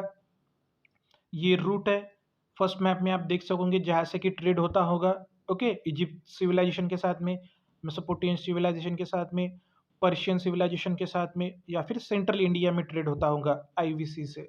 ओके, और ये प्रोमिनेंट प्लेसेस थे along the coastal area of India okay जैसे कि धौलावीरा ओके, अमरी, लोथल, रंगपुर, सोमनाथ। ओके, ये दिख रहे हैं आपको, ये प्रोमिनेंट प्लेसेस थे जहाँ से ट्रेड होता होगा, ऐसा कुछ इतिहासकारों का मानना है। नेक्स्ट, अगर हम इस पीरियड के सबसे इम्पोर्टेंट पॉइंट पर देखें तो वो पॉटरी थी। कौन सी पॉटरी इंडस के पीपल यूज करते होंगे, ओके तो ये याद रखना, इंडस के पीपल जो थे वो BRW मतलब black and red ware use करते थे। Okay, BRW black and red ware, जो रेड वेयर था मतलब बेसिकली जो भी ओके, मटका होगा या फिर जो भी वेयर होगा, जो भी पॉटरी होंगी, वो रेड मट्टी से बनाई जाती होंगी, मतलब रेड कलर में पेंट की जाती होंगी। ओके, और उस पे जो डिज़ाइन है ऊपर का, वो ब्लैक कलर में किया जाता होगा। ओके, मतलब black design on red ware, इसीलिए उसे कहते हैं BRW। Okay, BRW pottery, black on red ware pottery pottery. Okay, याद रखना। तो इंडस वैली से कौन सी पॉटरी रिलेटेड है? तो BRW पॉटरी। ओके, इस पिक्चर में आप देख सकते हो कि एक प्लेन पॉटरी है जो कि रेड है, और जिसपे एक पिक्चर बनाया है, वो पिक्चर कौन से कलर से बनाया है? तो ब्लैक कलर से, इसीलिए उसको नाम दिया गया है black on red ware, BRW pottery. Okay, next अगर मैं वेट्स एंड मेजरमेंट्स की बात करूँ, ओके, जो इंडस वैली सिविलाइजेशन में यूज होते थे, तो वो एक बाइनरी सिस्टम फॉलो करते थे। ओके, एक यूनिफॉर्म बाइनरी सिस्टम फॉलो करते थे, जो कि 1 2 8 16 32 64 160 320, ओके, 640, इस प्रोपोर्शन में ओके इंक्रीज होते थे, एक यूनिफॉर्मली इंक्रीज होते थे। ओके, कुछ ऐसा रैंडम नहीं था। जो भी वेट से उस वक्त के यूज होते थे, वो एक यूनिफॉर्मली, ओके, एक यूनिफॉर्म वेट मेजर थे, और सब जगह पे ओके ये कॉमन वेट, ओके, ये कॉमन मेजरमेंट हमें मिले है। याद रखो, ये इंपॉर्टेंट फीचर है। ओके, जो वेट है, जैसे कि हमने देखा, ओके, कि 8 16 32 64, ओके, ये उनका प्रपोर्शन है। यही सेम प्रपोर्शन के वेट हमें बाकी की इंडस वैली में जो वेट मिले, बाकी के जो साइट है, सपोज फॉर एग्जांपल हमने एक्सकैवेशन किया मोहनजोदड़ो में, वहां पर हमें ये वेट मिले हैं 1 2 8 16 32 64। ओके, और जब हमने एक्सकैवेशन किया चन्नूदारो को, या फिर धौलावीरा को, या फिर लोथल, रंगपुर, सुरकोटड़ा, कहाँ पर भी हमने एक्सकैवेशन किया हो, वहां पर जब हमें जो वेट मिले हैं, उन वेट को भी हमने प्रॉपरली स्टडी किया, तो उनका भी जो मेजरमेंट है, जो यूनिफॉर्मिटी है, वो सेम है, मैच हुई है किसके साथ में? तो मोहनजोदड़ो में जो हमें वेट मिले हैं उसके साथ में। मतलब याद रखो, अभी यहाँ पे एक इंपॉर्टेंट चीज याद रखनी है कि अगर यूनिफॉर्मिटी है, ओके, अगर similar weight, okay, similar measurement में हमें मोहनजोदाड़ो में मिलते हैं, वही सिमिलर वेट, वही सिमिलर मेजरमेंट में हमें चन्नूदारो में मिलते हैं, दो अलग अलग शहर है, दो एक दूसरे के बहुत दूर है, अगर यूनिफॉर्म वेट यूज कर रहे हैं, तो मतलब उन वेट्स को जारी करने वाली कोई ना कोई तो भी सेंट्रल सेंट्रल अथॉरिटी होंगी ही। ओके, ऐसे ही नहीं कि मतलब याद रखो, जब इंडिया में आगे चल के किसी राजा का एक बहुत बड़ा साम्राज्य स्थापित होगा, तो यह जरूरी नहीं ना कि जो चाइना में वेट एंड मेजरमेंट है वही इंडिया में होंगे, या फिर जो यूरोप में वेट एंड मेजरमेंट है वही इंडिया में होंगे। नहीं ना, वो उनके अलग स्टैंडर्ड्स फॉलो करेंगे, इंडिया में अलग स्टैंडर्ड्स फॉलो करेंगे। ओके, तो ठीक उसी को अगर हम बेस रखें, ओके, तो जो मोहनजोदड़ो में वेट थे, जो उनका स्टैंडर्ड्स था, ओके, और जो चनुदारो में वेट मिले, जो उनका स्टैंडर्ड्स है, वो सेम है। इसका मतलब उनको इशूड करने वाली अथॉरिटी, ओके, वो स्टैंडर्ड्स, ओके, उसके बाद में वही मटेरियल उसमें यूज हुआ है, okay, chert, limestone, steatite, okay, और वो क्यूबिकल शेप में ही हमें हर जगह पर मिले हैं, तो मतलब कोई ना कोई सेंट्रल अथॉरिटी होगी जिसने वेट्स एंड मेजरमेंट को एक पर्टिकुलर स्टैंडर्ड्स में डिवाइड करके throughout the civilisation distribute करना, ओके, उनको रिकॉग्निशन किया होगा। ये अब चीज़ क्लियर हो गई आपको? एक तो हमने क्या देखा, म्यूनिसिपल अथॉरिटी भी हो सकती है ड्रेनेज क्लीनिंग के लिए। अभी अगर uniform weight and measurement in standards, in particular standards हमें मिल रहे हैं, तो उन्हें इशू करने वाली कोई ना कोई तो भी सेंट्रल अथॉरिटी होंगी ही। ओके, अगर हमें ग्रेनरी मिल रही है, अगर हमें स्टोरेज हाउसेस मिल रहे हैं, तो उन पर कंट्रोल रखने के लिए कोई ना कोई तो भी सेंट्रल अथॉरिटी होंगी, मतलब authority, okay, as a part of a society establish हुआ है इंडस वैली सिविलाइजेशन में। ओके, ये मेंस एंड ऑप्शनल के लिए बहुत इंपॉर्टेंट पॉइंट है। ओके, अगर अथॉरिटी हमें दिखती है, ऐसा क्वेश्चन आया पेपर में कि बा हमें इंडस वैली सिविलाइजेशन के वक्त अथॉरिटी दिखती है, इस स्टेटमेंट को जस्टिफाई करो, तो आप यह पॉइंट उसमें लिख सकते हैं, एक स्टैंडर्ड वेट्स एंड मेजरमेंट हमें हर जगह पर मिलते हैं। ओके, तो मतलब standard weight and measurement issue करने वाली कोई ना कोई तो भी अथॉरिटी होगी। उसके बाद ड्रेनेज सिस्टम के मेंटेनेंस के लिए कोई ना कोई तो भी अथॉरिटी होंगी। उसके बाद वहाँ पर जो भी हमें पब्लिक हाउसेस मिले हैं, ओके, लाइक बहुत बड़ा पब्लिक हॉल मिला या फिर ग्रेट ग्रीनरी मिली, ओके, तो उसके मेंटेनेंस के लिए कोई ना कोई तो भी अथॉरिटी होंगी। उसके बाद जो सील हमें कॉमन मिले हैं हर जगह पर, तो उसे इशू करने वाले, उसके स्टैंडर्ड को मेंटेन करने वाली कोई ना कोई तो भी अथॉरिटी होंगी।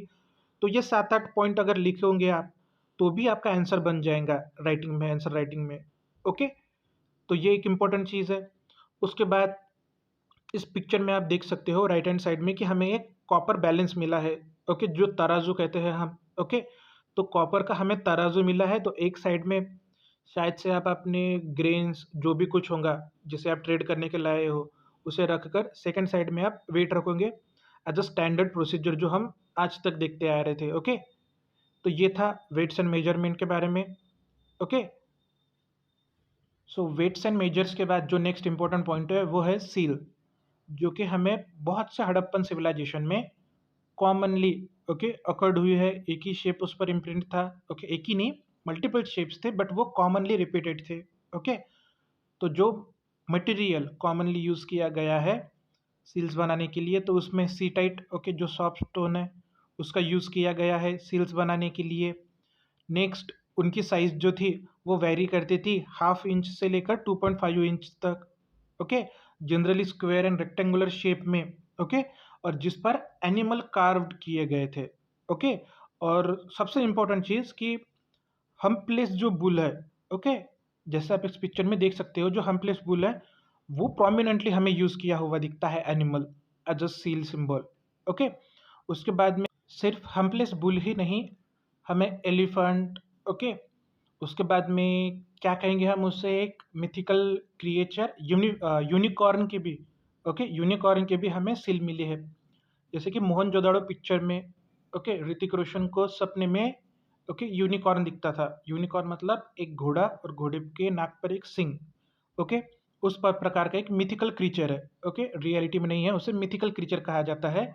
तो उस मिथिकल क्रीचर के शायद से अभी वो कोई और जानवर हो जो कि मिस्टेकनली वैसा बन गया हो, ओके, कार्विंग के वक्त, तो वो पता नहीं, बट उसे यूनिकॉर्न कहते हैं, ओके। और वो जो क्रिएचर है, ओके, उसके भी सील हमें कहाँ पर मिला है, तो हड़प्पा में मिला है। तो basically seal as a symbol of, as a exchange in trade use करते होंगे वो लोग, ऐसा कुछ इतिहासकारों का मानना है, ओके।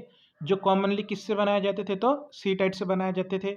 इसी सील में हमें पशुपति सील भी मिला है, ओके, जो हमने पहले देखा था पशुपति सील, ओके, जो एक योगिक पोस्चर में बैठे हैं, जिनके सर पर एक 3 हॉर्न, ओके, क्राउन है।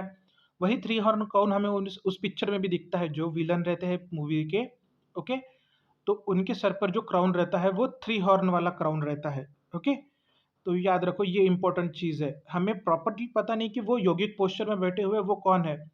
वो सेंट्रल अथॉरिटी का पार्ट थे, या फिर कोई प्रीस्ट थे, या फिर कोई इमेजिनरी फिगर थे जिसको वो सिर्फ वर्शिप करते थे। बस हमने अंदाज़ा लगाया है कि शायद से वो एक इम्पोर्टेंट फीचर्स थे, ओके, इम्पोर्टेंट एक पर्सनैलिटी थी। तो ये कुछ फीचर्स थे इंडस वैली सिविलाइजेशन के रिलेटेड में, ओके। जैसे कि मैंने आपको कहा है कि this Indus period forms part of your proto history. तो इस पीरियड के बारे में हमें ज़्यादा कुछ पता नहीं है, जो कुछ पता था वो हमने डिस्कस कर लिया है from the material evidence which we acquired from the excavation, okay. Excavation करने के बाद में जो भी कुछ हमें मटेरियल एविडेंस मिले हैं वहाँ से, उस पर से हमने इस इतिहास को रचा है, और यह संकल्पना उस वक्त के बारे में बनाई है, ओके।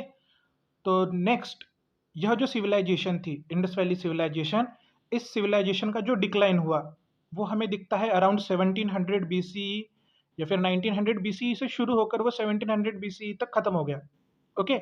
बाद में जो 200 साल का पीरियड होगा, नियरली 200 ईयर्स, ओके, वो एक ब्लैक एज, मतलब उस पीरियड में क्या हुआ क्या नहीं वो पता नहीं। और एकदम सडनली 1500 BCE हमें इंडिया में दिखता है कि वैदिक एज शुरू होगा, जिस वक्त सबसे पहला और पुराना वेद ऋग्वेद, ओके, इसे रचा जाएगा। तो पहले उस तरफ पढ़ने से पहले हम देखेंगे कि थ्योरीज जो है डिक्लाइन की इंडस वैली सिविलाइजेशन की, तो वो कौन सी है, कौन से इतिहासकार ने वो थ्योरी को प्रपोज किया था, ओके। तो जो सबसे पहली थ्योरी है जिसे डीपी अग्रवाल एंड सूद, इनके द्वारा प्रोपोनेट किया गया था जो है drawing of Ghaghara river. Okay, तो अगर रिवर ड्राई हो गई तो क्या होगा, उस एरिया में एरिडिटी बढ़ेंगी। एरिडिटी बढ़ेंगी मतलब वो जो एरिया है, ओके, वो जो पर्टिकुलर एरिया, ओके, वो आपका फार्मिंग के लिए सुटेबल नहीं होगा। ओके, और जैसे कि हमने देखा है कि इंडस वैली सिविलाइजेशन, ओके, ये पूरी सिविलाइजेशन प्रोमिनेंटली एक एग्रीकल्चरल सिविलाइजेशन थी। तो agriculture is a main part of this civilization, and because of low agricultural, okay, output, वो लोग प्रॉपर प्रॉपर मतलब प्रोमिनेंटली क्या करेंगे, यहाँ से दूसरी जगह ही शिफ्ट होना प्रिफर करेंगे, क्योंकि वहाँ पे एज ए एग्रीकल्चर आउटपुट नहीं है, मतलब ग्रो नहीं करेंगे सोसाइटी। ओके, फेमिन आएंगे। ओके, क्या कहेंगे हम उसे, फ्रीक्वेंट फेमिन ऑकर्ड करेंगे, तो उससे अच्छा वो लोग क्या करेंगे, दूसरी जगह पर माइग्रेट करना ही प्रेफर करेंगे। नेक्स्ट जो इतिहासकार है, जो उन्होंने, ओके, फ्लड, इसकी थ्योरी प्रोपोनेंट की थी, जो है मैके and S R Rao. Okay, मैके एंड एस आर राव, इन्होंने फ्लड आया होगा जैसे कि हमने उस पिक्चर में देखा है, एंडिंग में एक फ्लड आता है और जो पूरे के पूरे शहर को तबाह करके चले जाता है।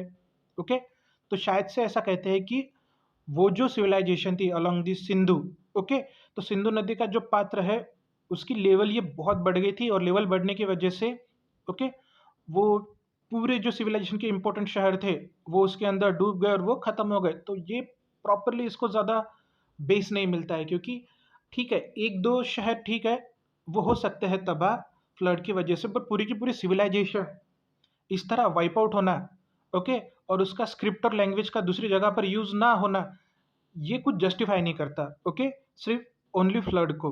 ओके, नेक्स्ट जो इम्पोर्टेंट जो कॉज था, कंसेप्ट था, वो दिया गया था डेल वत्सा एंड लैम्ब्रिक्स इनके द्वारा, जो कि था लो रेनफॉल, मतलब वही लो रेनफॉल आया मतलब लो प्रोडक्टिविटी।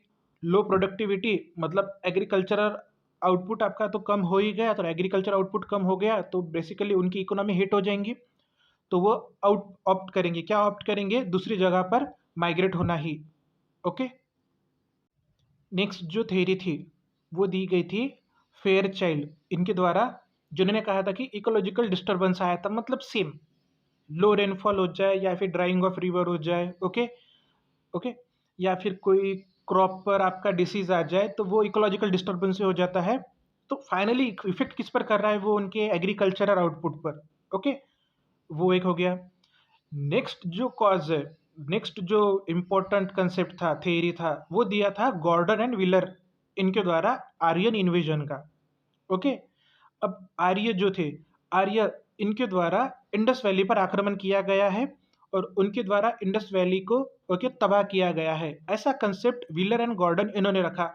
और उनके कंसेप्ट को उन्होंने बैक किया, तो वो दो तीन उन्होंने प्रूफ दिए। एक जो मोहनजोदाड़ो है, ओके, अगर मोहनजोदाड़ो का हम लिटरल मीनिंग देखें तो माउंट ऑफ डेड, ओके, मरे हुए लोगों का कुआं। ओके, ऐसा कहा जाता है मोहनजोदाड़ो को, माउंट ऑफ डेड। ओके, तो क्यों, क्योंकि जो मोहनजोदाड़ो के हमें बहुत से स्टेयर केसेस है, ओके, जो बहुत से स्टेयर्स है, वहां पर हमें स्केलेटन मिले हैं, और वो स्केलेटन के जो स्कल है, स्कल पर हमें स्क्रिमिश के निशान निशान दिखते हैं, मतलब उनका कुछ तो भी युद्ध हुआ होगा और उस युद्ध में वो वहां पर मरे होंगे। ओके, क्योंकि वो जो एक क्रैक रहती है जो किसी हथियार से मारने के बाद सर पर आती है, तो उसके हमें निशान मिले हैं। ओके, इसलिए उसे माउंट ऑफ डेड भी कहा जाता है। ओके, तो ये आर्यन का इन्वेजन हुआ होगा। अभी ये तो पहला कंसेप्ट हो गया। ओके, पहला कंसेप्ट मतलब कि बा वो जो डेड बॉडी, जो स्केलेटन हमें मिले हैं, उनके सर पर एक निशान होना स्क्रिमिश के, तो वो आर्यन इन्होंने ही किए। इसको बैकअप करने के लिए उन्होंने और एक कंसेप्ट दिया कि ऋग्वेद में जो इंद्रदेव थे, इंद्रदेव को एज अ पुरंदर, ओके, ऐसा उन्होंने कहा गया है। तो पुरंदर मतलब destroyer of a fort. Okay, fort को डिस्ट्रॉय करने वाला। ओके, और यहाँ पे फोर्ट जो है वो तो कोई फोर्ट ऐसा फिजिकल आइडेंटिफाई हुआ नहीं, सिर्फ उसको पुर कहते थे, पुर। ओके, पुर, पुर मीन्स फोर्ट, और वो फोर्ट को डिस्ट्रॉय करने वाले पुरंदर मतलब कौन, इंद्रदेव। ओके, और ऐसा ही एक पोर्ट जिसका ऋग्वेद में जिक्र किया गया है वो है हुरियप्पा। कौन सा, हुरियप्पा। और हुरियप्पा को ही इन्होंने कहा है कि वो हड़प्पा है, और उस हड़प्पा में आर्यन इनका इन्वेजन हुआ, और वहाँ के जो इंडिजीनियस पीपल थे उनके साथ आर्यंस इनका स्क्रिमिश हुआ, जिसमें आर्यंस ने पूरे के पूरे हड़प्पा सिविलाइजेशन को वाइप आउट कर दिया, ऐसा मानना है। और उनको खुद का क्या बना दिया, उन्होंने गुलाम बना दिया। ओके, तो ये कंसेप्ट ही है, कंफर्म 100% थ्योरी कुछ प्रूव नहीं हुई। ओके, नेक्स्ट जो थे रेलिक्स एंड डायल। ओके, इन्होंने एक और कंसेप्ट दिया जो था अर्थक्विक का। ओके, अर्थक्विक मतलब वही हो गया आपका ecological disturbance, natural calamity, same है वो।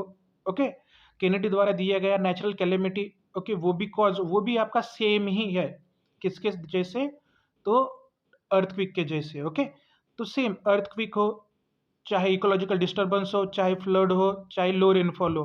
ओके, बट ये कंफर्म है कि during 1700 BCE Indus valley civilization is decline, जो पूरी तरह उसके बाद इंडिया से वाइप आउट हो गई। ओके, उसके ना तो सक्सेसर हमें कहीं दिखे हैं, ना तो वो स्क्रिप्ट हमें कहीं दिखी है। ओके, बट कुछ इतिहासकारों का ऐसा मानना है कि साउथ में जो लैंग्वेज है तमिल, शायद से तमिल जो है वो सक्सेसर है।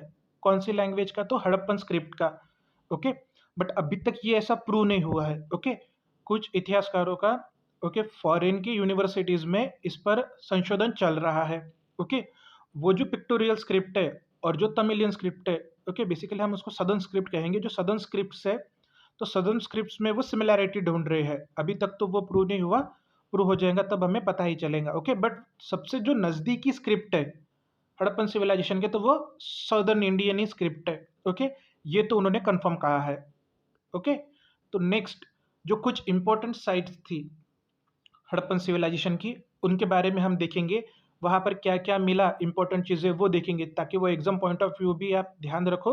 ओके, और वैसे भी आपको एक जनरल अंडरस्टैंडिंग होना चाहिए कि कहाँ पर हमें कौन सी चीज़ें मिली थी। सो फर्स्ट साइट जो है हम देखेंगे वो है हड़प्पा। ओके, और इंडस वैली की खोज जो की थी, बेसिकली जो खोज हुई थी इंडस वैली की, ओके, वो हुई थी दयाराम साहनी इनके द्वारा 1921 में। जो सबसे पहले साइट थी इस इंडस वैली सिविलाइजेशन में जिसकी डिस्कवरी हुई थी, वो थी हड़प्पा। किसने डिस्कवर किया था? दयाराम साहनी। इन्होंने, कौन सी नदी पर वो सिचुएटेड है? तो रावी नदी पर वो सिचुएटेड है। अब इम्पोर्टेंट कौन सी चीज़ें हमें हड़प्पा में मिली है? ओके, कौन सी इंपॉर्टेंट चीज़ें हमें हड़प्पा में मिली है? तो सबसे पहले इंपॉर्टेंट चीज़ मतलब 2 rows ऑफ 6 ग्रेनरी मिली है। ओके, जो कि एक लार्जेस्ट बिल्डिंग थी रिवर के नज़दीक। ओके, रिवर के नज़दीक रहने वाली लार्जेस्ट बिल्डिंग जो थी वो थी 2 rows ऑफ 6 ग्रेनरी, जहाँ पर स्टोर करते होंगे ग्रेन्स। ओके, जो ट्रांसपोर्ट करते आती होंगी शायद से one place to another place, वहाँ पे स्टोर करते होंगे, वहाँ से एक्सपोर्ट या फिर इम्पोर्ट करते होंगे, बट वो इम्पोर्टेंट प्लेस था। नेक्स्ट हमें बैरक मिली है। ओके, सिंगल रूम वाले, जहाँ पे शायद से, ओके, जो लेबर लोग थे जो वहाँ पर काम करते होंगे एज अ लेबर का, क्योंकि देखो कंपेरेटिवली जो बाकी के हाउसेस मिले हैं हमें अपर एरिया में, ओके, सेटाडिल में, तो कंपेरेटिवली वो, उनका जो कंस्ट्रक्शन है वो अलग है, और जो बैरक है उनका कंस्ट्रक्शन है वो अलग है। तो इन दोनों में डिफरेंशिएशन हमें दिखता है, और उस डिफरेंशिएशन से इतिहासकारों ने कहा है कि ये जो बैरक है शायद से ये लेबर्स लोगों द्वारा यूज किया जाता होगा। ओके, नेक्स्ट जो मिला है हमें इम्पोर्टेंट, वो मिला है हमें largest number of wheat grain. कहाँ से मिला? हमें हड़प्पा से ही मिला। उसके बाद पिक्चर में जैसे आप देख सकते हो कि हमें रेड सैंडस्टोन का, ओके, एक स्टैचू मिला है, इंपॉर्टेंट है। Okay, red sandstone torso of nude male. Okay, कहाँ पर मिला है? हमें हड़प्पा में मिला है। बेसिकली उसके सॉकेट है, उसको आर्म नहीं है, तो आर्म में शायद से सॉकेट वो पुट करते होंगे, जैसे कि आज के करंटली मैनीक्विन की तरह बोलेंगे हम। ओके, तो ये भी हमें कब मिला है? ओके, हड़प कहाँ मिला है? तो हड़प्पा में मिला है। ओके, नेक्स्ट हमें 2 टाइप की बरियल प्रैक्टिसेस, ओके, ये हड़प्पन सिविलाइजेशन में करते होंगे, इसके भी हमें सबूत मिले हैं। नेक्स्ट जो इंपॉर्टेंट साइट है हड़प्पन सिविलाइजेशन की, वो है लोथल। ओके, लोथल कहाँ पर है? तो ये गुजरात में। किसके द्वारा एक्सकेवेट की गई थी? तो यसार राव इनके द्वारा। कौन सी नदी पर है? तो भागवा नदी। Okay, 3 point important. लोथल कहाँ है? गुजरात। किसके द्वारा डिस्कवर की गई थी? यसार राव। कौन सी नदी पर है? भागवा नदी। ओके, उसके बाद अब लोथल में क्या क्या चीज़ें मिली हमें? Okay, first of all Lothal में हमें मिला है एविडेंस ऑफ डबल बैरियल। जो मैंने आपको कहा था मेल फीमेल दोनों को एक ही पिट में बरी करने हैं। ओके, तो एविडेंस ऑफ डबल बेरियल हमें कहाँ पर मिलता है? लोथल में। नेक्स्ट हमें आर्टिफिशियल डॉकयार्ड, जो दुनिया का सबसे पहला पोर्ट कह सकते हैं हम, आर्टिफिशियल पोर्ट, ओके, वो कहाँ पर कह सकते हैं हम? वो मिला है हमें लोथल में। कहाँ पर मिला है? तो लोथल में मिला है। Next evidence of cultivation of rice, Lothal and second one is Rangpur. याद रखना, फिर से रिपीट कर रहा हूँ, लोथल एंड रंगपुर। ओके, ये पांचवी छठी बार मैं रिपीट कर रहा हूँ एक ही लेक्चर में। ओके, याद रखना, सिर्फ दो ही जगह पर हमें राइस के कल्टीवेशन के एविडेंस मिले हैं, एक लोथल, दूसरा रंगपुर। नेक्स्ट लोथल एंड चनुदारो को हमें क्या मिलते हैं? वर्कशॉप, किसके? बीड मेकर्स। ओके, जो बीड मेकिंग की प्रोसेसिंग होती होंगी उसके वर्कशॉप लोथल एंड चनुदारो यहाँ पर होंगे, क्योंकि वहाँ पर बहुत सारे हमें बीड के ओके मटेरियल एविडेंस मिले हैं, तो उस पर से इतिहासकारों ने ये अंदाजा लगाया था। बाद में लोथल को ही मैनचेस्टर ऑफ हड़प्पन सिविलाइजेशन कहते हैं। क्यों? क्योंकि उसके कॉटन ट्रेड की वजह से, वहाँ से कॉटन ट्रेड बहुत फ्लरिश था, सबसे ज़्यादा कॉटन ट्रेड वहीं से फॉलो करता था, इसीलिए लोथल को मैनचेस्टर ऑफ हड़प्पन सिविलाइजेशन भी कहा जाता है। ये भी याद रखना, यूपीएससी में तो नहीं आएगा, दूसरे छोटे मोटे एग्जाम में आ सकता है, Manchester of Harappan civilization, Lothal. Next copper furnace भी हमें कहाँ पर मिलता है देखने को? तो लोथल में ही मिलता है। बाद में पर्शियन गल्फ सील कहाँ पर मिली है हमें? तो लोथल में मिली है। ओके, एक सर्कुलर बटन शेप्ड था सील वो, okay, circular button shaped seal छोटे साइज में, जो है पर्शियन गल्फ सील, कहाँ पर मिली है हमें? वो तो लोथल में मिली है। नेक्स्ट हमें इजिप्शियन मम्मी के दो टेराकोटा मॉडल मिले हैं, जिन्हें मुस्लिन क्लॉथ में कवर रैपअप किया गया था। ओके, इजिप्शियन मम्मी जो कि मुस्लिन क्लॉथ में रैपअप थी, ओके, टेराकोटर फिगर में, वो कहाँ पर मिली है हमें? लोथल में मिली है। बाद में आर्टिफिशियल डॉकयार्ड के बाद दूसरा सबसे इंपॉर्टेंट पॉइंट जो लोथल के ओके लोथल के नज़रिए हमें ध्यान में रखना होगा, तो वो है आपका फायर अल्टर। ये हमें सिर्फ लोथल एंड कालीबंगन में दिखता है। ओके, लोथल एंड कालीबंगन में हमें फायर अल्टर दिखता है। तो इस फायर अल्टर का use okay medical and surgical skills okay जो है उसके लिए शायद से किया जाता होगा। अब तो देखो, एक तो शायद से वो मैजिकल कुछ रिचुअल्स करने के लिए यूज़ करते होंगे, या तो फिर कुछ मेडिकल इक्विपमेंट को गर्म करके मतलब उनको स्टरलाइज करके उससे कुछ मेडिकल सर्जरी परफॉर्म करते होंगे। कंफर्म कुछ नहीं पता, सिर्फ यह पता है कि ये एक फायर अल्टर है जहाँ पे फायर ओके वो जलाते होंगे। ओके, कंफर्म कुछ नहीं पता हमें। बाद में हमें चेस के गेम के भी एविडेंस कहाँ पर मिलते हैं? लोथल में मिलते हैं। ये एक इम्पॉर्टेंट चीज़ आपको याद होनी चाहिए, ओके, ध्यान में रखनी होगी। कहाँ पर मिलते हैं चेस के गेम के एविडेंस? तो लोथल में।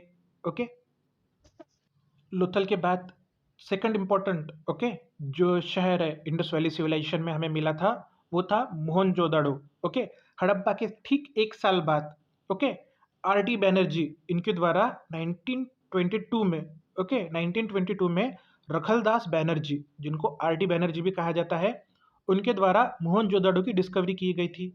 मोहनजोदाड़ो ये इंडस नदी पर बसा है। ओके, तो किसके द्वारा? R D Banerjee. कब? 1922। ओके, कहाँ पर है ये? सिंध प्रांत में। कौन सी नदी में? कौन सी नदी के पास? तो सिंधु नदी में। ओके, अब यहाँ पर हमें कौन सी चीज़ें इंपॉर्टेंट मिली है? तो यहाँ पर हमें मिली है ग्रेट ग्रेनरी, जो लार्जेस्ट बिल्डिंग थी। ओके, लार्जेस्ट बिल्डिंग है। ओके, लार्जेस्ट बिल्डिंग है मोहनजोदड़ो की, तो वहाँ पे ग्रेट ग्रेनरी, शायद से ग्रेन्स को स्टोर किया जाता होगा। बाद में हमें वहाँ पे मल्टीपिलर असेंबली हॉल मिला है, जो एक रेक्टेंगुलर शेप बहुत बड़ा असेंबली हॉल था। शायद से ऐसा माना जाता है कि इतिहासकार वहाँ पर मतलब सॉरी जो कि बड़े बड़े एडमिनिस्ट्रेटिव ऑफिसर्स थे वो वहाँ पर बैठते होंगे, जो भी पब्लिक अथॉरिटी थी वो वहाँ पर बैठकर उनकी असेंबली कंडक्ट किया होती होंगी। बाद में एक बहुत बड़ा टेम्पल ओके टेम्पल टाइप एक बिल्डिंग जो है वो भी आइडेंटिफाइड की गई है। कहाँ पर? मोहनजोदड़ो में ही। नेक्स्ट हमें स्ट्रीट जो है okay first street located at Mohenjodaro, ये इंपॉर्टेंट चीज़ याद रखना कि सबसे पहले अभी तो वही इंपॉर्टेंट ओके इंपॉर्टेंट साइट उन्होंने हमने डिस्कवर की है, तो वहाँ पर ही हमें क्या मिलेंगे फिर? फर्स्ट स्ट्रीट के एविडेंस कहाँ पर मिलेंगे? तो मोहनजोदाड़ो में। नेक्स्ट हमें पशुपति सील कहाँ पर मिली है, जो हमने देखी इसके पहले? पशुपति सिल्का हमें कहाँ पर मिली है? तो मोहनजोदड़ो में। Next, bronze image of नूड girl dancing, जैसे आप इस पिक्चर में देख सकते हो। ये कौन सी इमेज है? तो ब्रॉन्ज की इमेज है। इस इमेज को बनाने के लिए या फिर इस मूर्ति को बनाने के लिए जो टेक्निक यूज़ की जाती थी उसे लॉस्ट एंड वैक्स टेक्निक कहते हैं। ओके, तो ये टेक्निक अगर आपको पता नहीं होंगी तो बता देता हूँ कि देखो, पहले एक वैक्स लिया जाता है, ओके, जो कि सॉलिड वैक्स होगा। उस सॉलिड वैक्स पर वो हाथ से एक मूर्ति का डिज़ाइन बनाएंगे। ओके, तो मतलब जो हमें मूर्ति चाहिए, जिस डिज़ाइन में चाहिए, उस डिज़ाइन में हम वो वैक्स को ओके तराशेंगे। फिर बाद में उस वैक्स को सभी साइड से ओके क्या करेंगे, मिट्टी से कवर कर देंगे, माटी से कवर कर देंगे। फिर जब माटी सूख जाएंगी तो ऊपर होल करके ओके उस फिगर को गर्म करके उस होल में से जो भी पूरा वैक्स है उसको मेल्ट करके निकाल देंगे। अब वैक्स निकल गया, अभी वो जो मिट्टी की फिगर थी वो अभी वो पोरस हो गई, अंदर से पूरी खोखली हो गई। तो उसमें जो है वो मोल्टन मेटल जो था ओके ब्रॉन्ज का ओके वो उसमें डाल देंगे। और जब वो ब्रॉन्ज मेटल सूख मतलब ठंडा हो जाएगा तो ठंडा होने के बाद वो वही शेप लेगा जिस शेप में आपकी वैक्स फिगर थी। तो ये जो टेक्निक है इसे कहते हैं लॉस्ट वैक्स वैक्स टेक्निक। ये आज भी यूज़ होती है। ओके, आज के भी डेट में हम यही टेक्निक यूज़ करते हैं। ओके, तो ये टेक्निक हमने कहाँ से अडॉप्ट की है? तो हड़प्पन सिविलाइजेशन से। ओके, लगभग 5000 साल से भारत में यह टेक्निक यूज़ हो रही है। नेक्स्ट, जो हमें एक और ओके इम्पोर्टेंट इमेज मिली है वो है seated image bearded priest man की। ओके, जो पिछले हमें पिछले फिगर्स में हमने देखी है, एक बियर्डेड आदमी है ओके प्रीस्ट है, उसकी हमें वो मूर्ति मिली है। ओके, उस मूर्ति पर से भी हम बहुत सारे अंदाजे लगा सकते हैं उनके रहनीमान। ओके, उनकी जो बियर्ड है ओके वो बियर्ड प्रॉपरली ट्रिम है, उनके हेयर जो है वो प्रॉपरली कट है। ओके, और एक प्रॉपर शेप में लगाए हैं उन्होंने। उनके शरीर पर जो कपड़ा है वो कपड़ा भी एकदम डिज़ाइन में है, मतलब वो लोग एक प्रॉपर फैशन फॉलो करते होंगे, ऐसे भी इतिहासकारों का मानना है। बाद में हमें मेसोपोटामियन जो सील है ओके सिलेंड्रिकल सील, वो 3 सिलेंड्रिकल सील हमें मोहनजोदाड़ो से मिली है। बाद में मोहनजोदाड़ो में हमें bronze mirror, bronze needle and bronze saw भी मिली है। ओके, इसीलिए इस एज को ब्रॉन्ज एज भी कहा जाता है। ओके, बाद में हमें मोहनजोदाड़ो में ग्रेट बाथ भी दिखने को मिलता है। इस पिक्चर में आप देख सकते हो जो ग्रेट बाथ ओके इस फोटो में। और वो पिक्चर भी आपने देखा होगा ओके ऋतिक रोशन का, तो उसमें भी हमें ग्रेट बाथ यह दिखाया गया है। तो ये एक पब्लिक प्लेस था, शायद से कोई रिचुअल्स फॉलो करने के लिए इसे बनाया गया हो, ऐसा इतिहासकारों का मानना है। बाद में बहुत से वेल्स पर हमें ओके स्केलेटन मिले हैं। ओके, और वो स्केलेटन के ओके जो स्कल है, स्कल पे हमें वुंड के निशान मिलते हैं। ओके, और वो किस चीज़ को दर्शाते हैं? तो वो स्क्रिमिश को दर्शाते हैं, वॉरफेयर को दर्शाते हैं।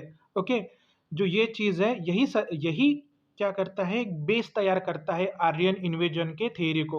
ओके, तो जो भी इतिहासकार थे व्हीलर एंड गॉर्डन, उन्होंने यही बेसिस पकड़कर आर्यन इन्वेजन का एक थ्योरी प्रपोज की थी। ओके, नेक्स्ट उनके डिक्लाइन के लिए और एक चीज़ इंपॉर्टेंट कहते हैं कि मलेरिया भी एक आउटब्रेक रहा होगा। ओके, जिसके एविडेंस उन्होंने प्रूव किए हैं, मतलब जिसके एविडेंस हमें मिले हैं। बाद में सेटलमेंट डिक्लाइन क्यों हुई थी? तो फ्लड की वजह से डिक्लाइन हुई थी। और Mohenjodaro okay Mohenjodaro means mount of death, क्योंकि हमें वहाँ पे डेड बॉडी बहुत ज़्यादा मिली है। ओके, तो इसीलिए उसको माउंट ऑफ डेड भी कहा जाता है। ओके, और यह शहर मोहनजोदाड़ो फ्लड की वजह से क्यों क्यों डिक्लाइन हुआ? तो उसके भी हमें मटेरियल एविडेंस वहाँ पर बहुत सारे मिले हैं जो कि इस थ्योरी को भी ओके एक सस्टेन करते हैं कि यहाँ पर फ्लड आया था, उस फ्लड ने यह पूरा शहर तबाह कर दिया। ओके, तो ये थी चीज़ें मोहनजोदाड़ो के बारे में। नेक्स्ट जो शहर है वो है चनुदारो। ओके, चनुदारो को एनजी मुजुमदार इनके द्वारा खोजा गया था। चनुदारो कहाँ पर है? तो सिंध में है। ओके, और इम्पोर्टेंट चीज़ याद रखना, चनुदारो को लैंकिशायर ऑफ इंडिया भी कहा जाता है। Okay, Lancashire of India Chanhudaro. Okay, और चनुदारो का और एक इम्पॉर्टेंट फीचर है जो इसको डिफरेंट करता है बाकी इंडस वैली साइड से, जो है कि यह इकलौता शहर है इंडस सिविलाइजेशन का जहाँ पर सिटाडेल नहीं मिलता। याद रखो, सिटाडेल हर जगह पे हमें कॉमन ही मिलता है, तो सिटाडेल कहाँ पर कॉमन नहीं है? तो चनुदारो में नहीं है। ओके। और जैसे मोहनजोदाड़ो में फ्लड आया था, उसी तरह चनुदारो में भी बहुत सारे फ्लड के हमें एविडेंस मिले हैं। ओके। उसके बाद हमें स्मॉल पॉट भी मिले हैं, जो प्रोबेबली इंक के लिए यूज करते होंगे। ओके। कहाँ पर मिले थे? हमें चनुदारो में ही मिले हैं। बाद में largest number of copper implement कहाँ पर मिलते हैं हमें? तो चनुदारो में मिलते हैं। Okay. Largest number of copper implement, याद रखना ये पॉइंट, ये line. Okay. Largest number of copper implement कहाँ पर? चनुदारो में। नेक्स्ट, चनुदारो के बाद इंपॉर्टेंट साइट है तो कालीबंगन। कालीबंगन का लिटरल मीनिंग होता है black Bengal. Okay, black Bengal. इसका एक्सकेवेशन किया गया था बीबी लाल एंड के घोष इनके द्वारा। ओके। कालीबंगन सिचुएटेड है घाघरा रिवर पे। ओके। और ये ऐसा शहर है, ओके, जो आपका प्रोटो हड़प्पन, ओके, या फिर जिसे हम कहेंगे प्री हड़प्पन और हड़प्पन कल्चर, दोनों कल्चर को वो डिनोट करता है बेसिकली। ओके। दो हड़प्पन कल्चर को डिनोट करने वाला ये एक इकलौता साइट है। कौन सा? कालीबंगन। ओके। उसके बाद ठीक लोथल की तरह ही हमें कालीबंगन में फायर अल्टर मिलते हैं। ओके। तो फायर अल्टर रिचुअल्सटिक रिचुअल्स को फॉलो करने के लिए यूज किए जाते होंगे। ओके। कुछ मैजिकल रिचुअल्स कहेंगे या फिर हम कहेंगे मेडिकल सर्जरी के लिए, कुछ भी हो सकता है, बट उसका इस्तेमाल फायर के, ओके, फायर के लिए किया जाता था। नेक्स्ट, हमें कालीबंगन में मदर गॉडेस के फिगरिन भी बहुत सारे मिले हैं। ओके। देन हमें largest number of, okay, mud brick का इस्तेमाल यह कालीबंगन में दिखता है। बाकी जगह पर हमें, जैसे मोहनजोदाड़ो में हमें बर्न्ड ब्रिक का इस्तेमाल दिखता है, कालीबंगन में हमें, ओके, मर्ड ब्रिक का इस्तेमाल दिखता है। बाद में एक इम्पॉर्टेंट फीचर यह भी है कालीबंगन का कि जो भी हाउसेस है, जितने भी घर है, उन घर में वेल मिलती है हमें। ओके। एक कुआं, वीर, ओके, जो कहेंगे हम उसको। ओके। तो कुआं हमें किस में मिलता है देखने को? कालीबंगन के हर घर में। ओके। बाद में हमें 6 type of pottery, okay, pattern type, 6 type different type of pottery हमें कहाँ पर देखने को मिलेंगी? तो कालीबंगन में। उसके बाद मिक्स्ड क्रॉपिंग के एविडेंस हमें कहाँ पर मिलेंगे? तो कालीबंगन में मिलेंगे। मिक्स्ड क्रॉपिंग भी वो फॉलो करते थे कालीबंगन वाले लोग। बाद में हमें सिलेंड्रिकल सिल जो थी मेसोपोटामिया की, मोहनजोदाड़ो के अलावा कालीबंगन में मिली है। ये एक इम्पॉर्टेंट डिफरेंस आपने याद रखना कि मोहनजोदाड़ो के साथ साथ हमें सिलेंड्रिकल सील और कहाँ पर मिली थी? तो कालीबंगन में मिली थी। नेक्स्ट जो इम्पोर्टेंट शहर है वो है धौलावीरा। ओके। तो धौलावीरा कहाँ पर है? गुजरात में। इसका एक्सकेवेशन किसके द्वारा किया गया था? आर.एस. भिष्ट इनके द्वारा। ओके। और याद रखो, ये largest of all Indus valley settlement था। ओके। कौन सा? धौलावीरा। अभी तो शायद से राखीगढ़ी ने ओवरटेक कर लिया है लार्जेस्ट ऑफ सेटलमेंट, बट तब तक तो धौलावीरा ही था। ओके। और धौलावीरा का इम्पोर्टेंट फीचर यह भी है कि जैसे कि हमने देखा कि इंडस वैली में हर शहर ये 2 पार्ट में डिवाइड था, एक अप्रेज्ड प्लेटफॉर्म सिटाडेल और दूसरा लोअर प्लेटफॉर्म लोअर टाउन। तो जो तीसरा एक है मिडल टाउन, वो सिर्फ और सिर्फ हमें धौलावीरा में ही देखने को मिलता है। याद रखो, Dholavira is the only city in Indus valley civilization which has 3 division in its town. Okay, citadel, middle town and lower town, याद रखो। ओके। तो शहर को 3 भाग में विभाजित किया गया है। यह हमें कौन सी साइट में दिखता है? तो धौलावीरा में। नेक्स्ट, हमें स्टोन कंस्ट्रक्शन कहाँ पर दिखता है? तो धौलावीरा में दिखता है। यह इंपॉर्टेंट चीज़ है। ओके। क्योंकि हमें वहाँ पर डैम भी दिखेगा। ओके। डैम जो है, आर्टिफिशियल डैम का कंस्ट्रक्शन हमें धौलावीरा में ही मिलता है। बाद में धौलावीरा और फेमस क्यों हुआ था? क्योंकि धौलावीरा में हमें सबसे ज़्यादा एक जगह पर आने वाले शब्द हड़प्पन सिविलाइजेशन के, वो एक बहुत बड़ा साइन बोर्ड मिला था जिसमें 10 अल्फ़ाबेट्स थे। ओके। मतलब 10 सिंबल्स थे। 10 सिंबल्स एक ही जगह पे हमें पहली बार मिले थे। कहाँ पर? धौलावीरा में। ओके। तो ये इंपॉर्टेंट फीचर है उसका कि बात 10 alphabet, okay, on a sign board कहाँ पर मिले हमें? धौलावीरा। उसके बाद हमें मेगालिथिक बरियल भी मिलता है धौलावीरा में। अगर स्टोन यूज होता होगा कंस्ट्रक्शन के लिए तो ऑब्वियसली हमें मेगालिथिक कल्चर भी मिलेंगे, मेगालिथिक बरियल मिलेंगे ही। बाद में इरिगेशन, ओके, वो कहा ना मैंने, डैम बना है। डैम एंड एम्बैंकमेंट अगर बने हैं तो किस लिए बने होंगे? वो इरिगेशन के लिए। उससे पानी खेतों में सप्लाई होगा और वो इरिगेशन के लिए यूज़ होंगे। नेक्स्ट हमें वेयर हाउसेस भी मिलते हैं। ओके, कहाँ पर? धोलावीरा में। जैसे कि हड़प्पा में थे, सेम उसी प्रकार के वेयर हाउसेस हमें कहाँ पर मिलते हैं? धोलावीरा में भी मिलते हैं। बाद में हमें गोल्ड रिंग, ओके, जो रिंग रहती है गोल्ड की, वो हमें कहाँ कहाँ पर मिली है? तो धोलावीरा में, मांडी में, उसके बाद दाइमाबाद में। ओके, याद रखना। तो गोल्ड यूज करते थे कि नहीं? अगर क्वेश्चन आया पेपर में कि Indus people, okay, use gold artifact, तो बराबर है ना, गोल्ड तो यूज करते थे, क्योंकि गोल्ड कहाँ कहाँ पर मिला है हमें? धोलावीरा, मांडी, दाइमाबाद। ओके, और जो लास्ट इंपॉर्टेंट पॉइंट है कि धोलावीरा कहाँ पर सिचुएट है? अलोंग द फॉल्ट लाइन, तो उसके वजह से वहां पर अर्थक्विक आया होगा। ओके, ऐसा कुछ इतिहासकारों का मानना है। तो अर्थक्विक की वजह से यह धोलावीरा भी डिस्ट्रॉय हुआ होगा, ऐसा कुछ इतिहासकारों का मानना है। ओके, तो ये जो चीज़ें थी, ओके, कुछ इंपॉर्टेंट हमने इंडस शहर देखे, उनमें क्या क्या मिला, उसके फीचर्स देखे। इंडस वैली सिविलाइजेशन के हमने कैरेक्टरिस्टिक्स भी देख ली। ओके, इंडस वैली सिविलाइजेशन का जियोग्राफिकल लोकेशन देख लिया। इंडस वैली सिविलाइजेशन के बारे में जितने भी इंपॉर्टेंट चीज़ें थी वो हमने एग्जाम पॉइंट ऑफ व्यू देख ली। ओके, यह लेक्चर सुनने के बाद आप एक बार किताब पढ़िए, आपको अच्छे से पूरा का पूरा नॉलेज हो जाएगा। ओके, पूरा का पूरा रिवाइज हो जाएगा। ओके, फिर बाद में आप आंसर राइटिंग कीजिए। ओके, और अगर कोई प्रॉब्लम आए तो नीचे आप क्वेश्चन में पूछ सकते हो। Okay, I will be happy to answer. Okay, और जो नेक्स्ट लेक्चर होगा वो हमारा होगा वैदिक कल्चर पर। ओके, धोला अभी इंडस वैली सिविलाइजेशन के डिक्लाइन के बाद भारत में क्या आएगा? तो वैदिक कल्चर। ओके, तो फिर थैंक यू।